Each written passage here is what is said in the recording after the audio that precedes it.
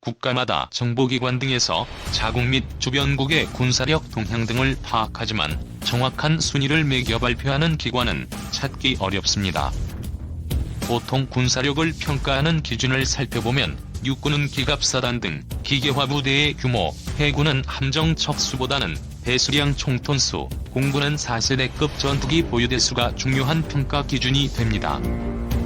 우리나라 군사 전문가들은 우리나라 육군 전력이 미국, 러시아, 중국, 인도에 이어 5위, 해군은 미국, 러시아, 일본, 중국, 영국, 프랑스, 인도, 이탈리아, 스페인에 이어 10위로 평가하고 있습니다. 물론 육군과 해군도 중요하지만 현대 전장에서는 제공권을 장악하는 쪽이 전쟁에서 승리할 확률이 매우 높습니다.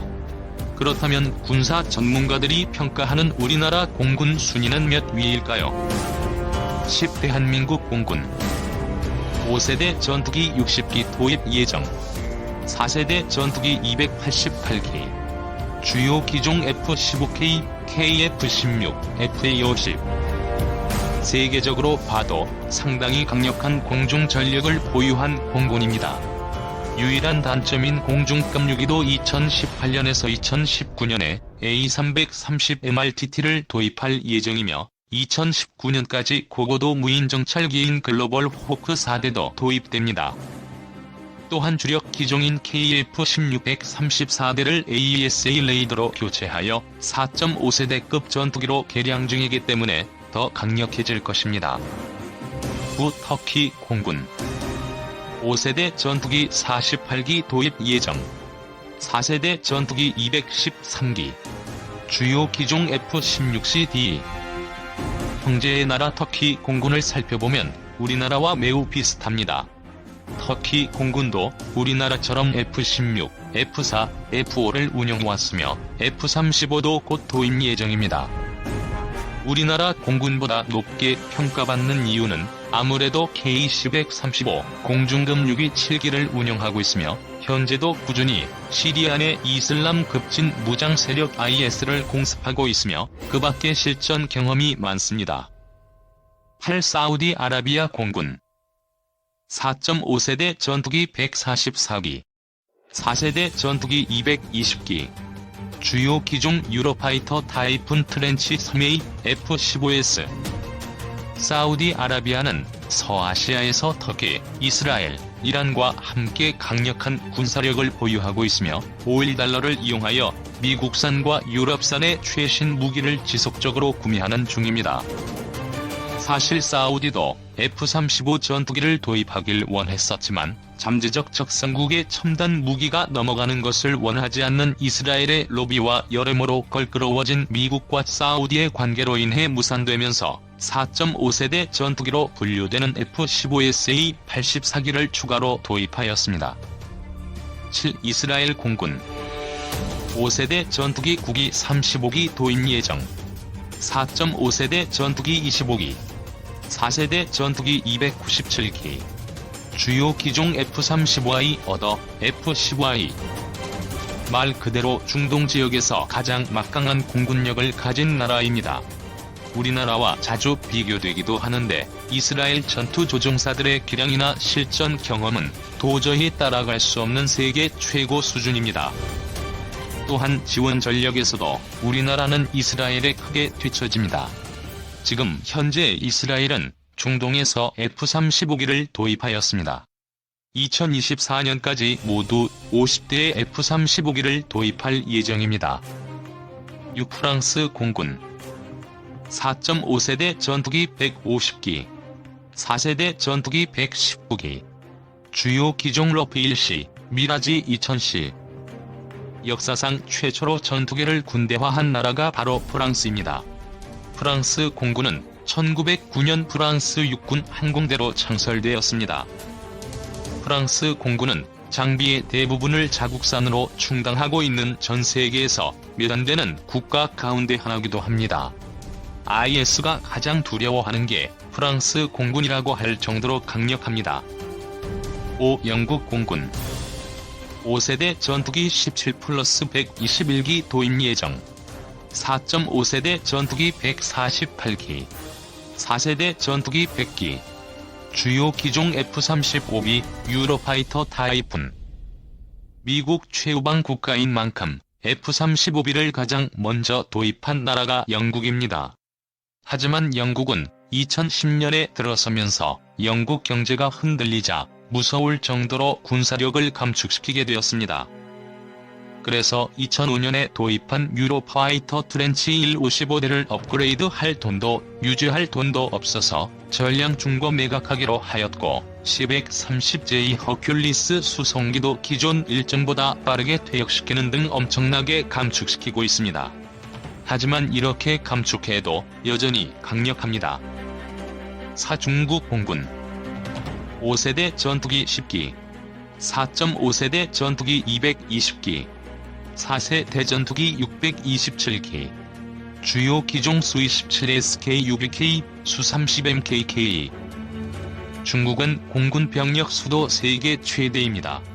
아시아에서 가장 거대한 항공 전력을 보유하고 있으며 2017년쯤에 스텔스 J-22 실전 배치되었습니다.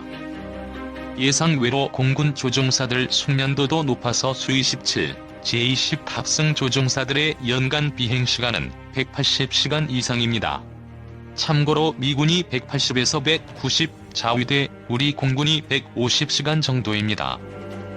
3. 일본 공군 5세대 전투기 1+41기 도입 예정. 4.5세대 전투기 81기, 4세대 전투기 199기. 주요 기종 F-35E, F-15J. 항공자위대의 공대함 전력은 미공군 못지않게 매우 뛰어납니다. 전투기는 중국 공군에 비해서 질적으로 우세하며 조기 경보 및 관제 능력도 중국보다 앞서 있습니다. 만일 일본이 장거리 타격 능력마저 강화한다면 항공자위대의 모습은 더욱 위협적으로 바뀌게 됩니다. 앞으로도 아시아에서는 한국, 일본, 중국에 필적하는 공군 전력을 가진 나라는 나오지 못할 것입니다.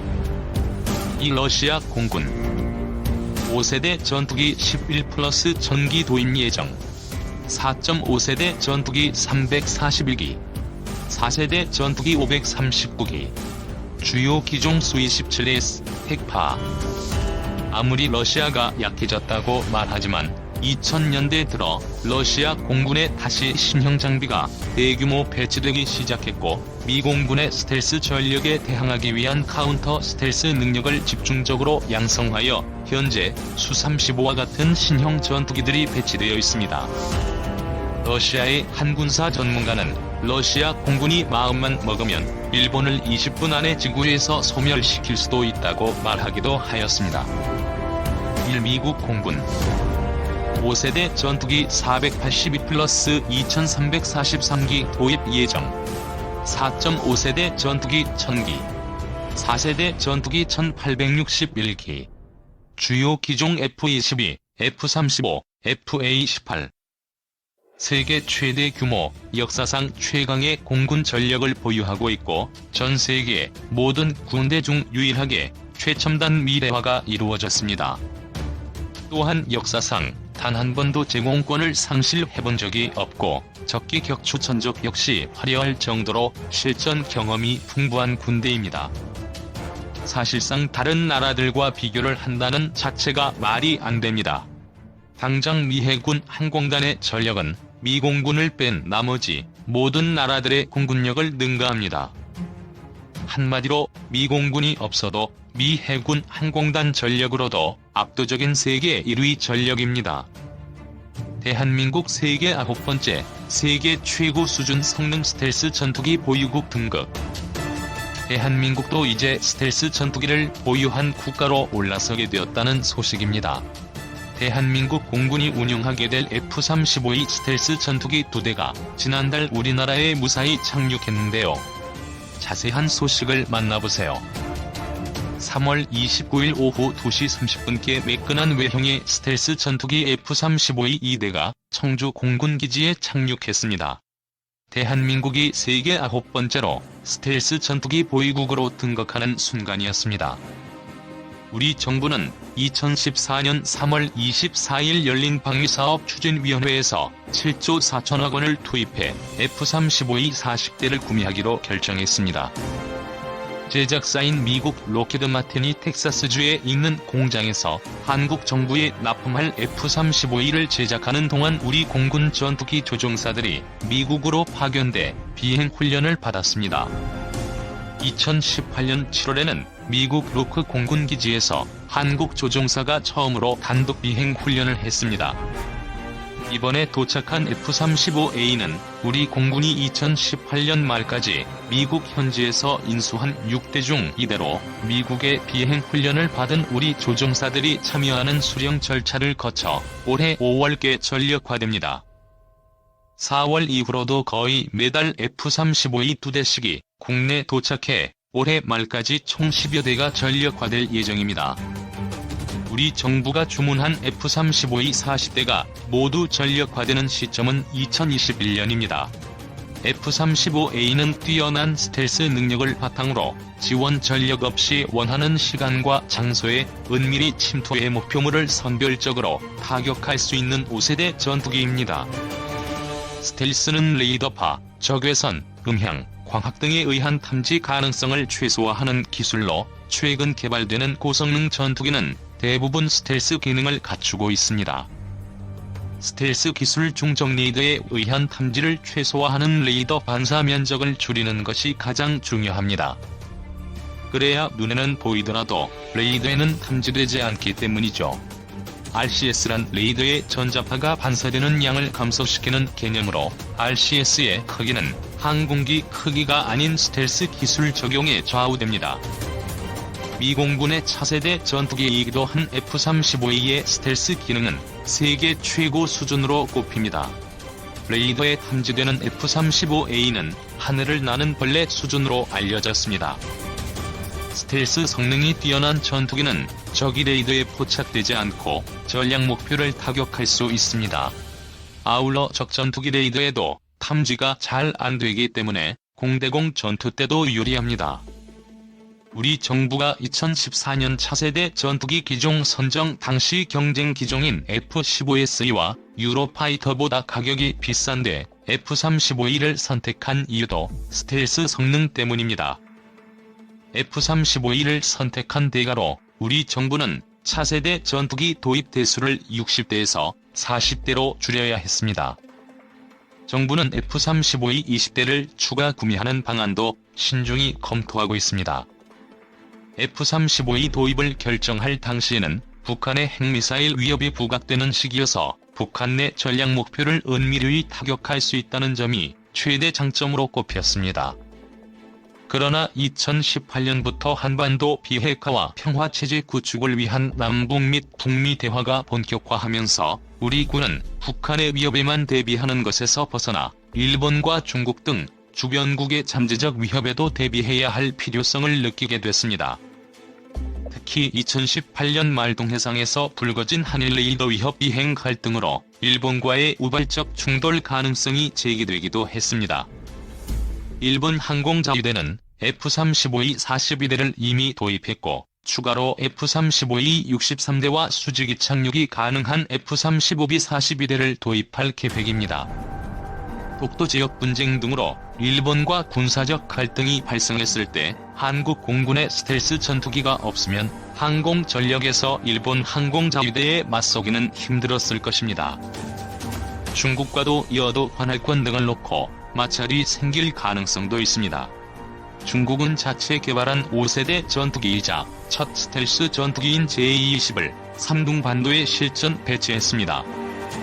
게다가 중국의 군용기는 거의 매달 한국방 공습들 구역에 진입해 우리 공군을 긴장시키고 있습니다. 통보도 없이 한국방 공습들 구역에 진입하는 중국 군용기와 이에 대응해 출격하는 우리 공군 전투기 사이에 자칫 우발적 충돌 가능성도 제기되고 있습니다. 중국과의 우발적 충돌이 발생하면 항공 전력에서 우위를 점해야 하기 때문에 우리 공군의 스텔스 전투기가 중요한 역할을 하게 됩니다. 러시아의 군용기도 심심치 않게 통보 없이 한국방 공습들 구역에 진입해 우리 공군이 긴급 출격하곤 합니다. 러시아가 보유한 스텔스 전투기는 핵파로 F-35A보다는 스텔스 성능이 떨어지는 것으로 알려졌습니다. 우리 공군이 스텔스 전투기를 보유하면서 유사시 미국 공군의 스텔스에 의존하지 않고도 대북 억제력을 발휘할 수 있고 독도 혹은 이어도 상공에서 발생할 수 있는 주변국과의 우발적 충돌에도 대비할 수 있게 된 셈입니다. 군의 한 관계자는 고성능 스텔스 기능이 구비된 전투기는 유사시 별도의 지원 전력 없이 최소한의 전력으로 은밀 침투 공격이 가능해 항공기 생존성이 보장된 가운데 임무 성공률을 극대화할 수 있다고 밝혔는데요. 아울러 주변국의 스텔스 전투기 확보 전망을 고려해볼 때 주변국 대비 대등 또는 우세한 전력을 확보해야 급변하는 안보 상황에 효과적으로 대응할 수 있다고 전했습니다.